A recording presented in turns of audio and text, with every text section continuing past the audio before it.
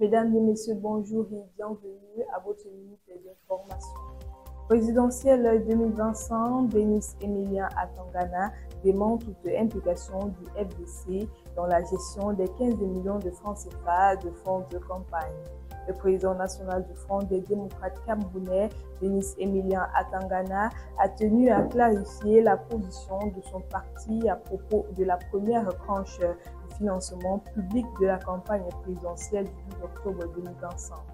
Dans une mise au point publiée le 16 octobre 2025, le leader du FDC indique que son parti n'a pas été associé à la gestion des 15 millions de francs CFA alloués par le gouvernement pour la campagne électorale. Il conclut en réaffirmant que l'engagement de son parti demeure motivé par le combat pour le vrai changement et non par les transactions financières. Cameroun, les chefs traditionnels appellent au calme et à la paix. Le Conseil national des chefs traditionnels du Cameroun réaffirme son engagement pour la paix et l'unité nationale après l'élection présidentielle. Face aux incidents observés et aux déclarations anticipant la victoire des candidats, le Conseil national des chefs traditionnels du Cameroun exhorte les Camerounais à rester calmes, à vaquer à leurs occupations et à ne pas se laisser manipuler. Les chefs traditionnels appellent également les candidats et les médias à respecter le cadre légal électoral et à faire preuve de retenue et de responsabilité. Ensemble, préservons ce que nous avons de plus précieux, la paix, l'unité et la cohésion sociale du Cameroun. Au Nigeria, les accusations de violence conjugale de l'actrice nigériane Regina Daniel contre son époux, le sénateur Ned Nwoko. Dans une vidéo devenue virale sur les réseaux sociaux, l'on voit la célèbre actrice nigériane en pleurs, déclarant qu'elle ne peut plus supporter les violences dans son foyer.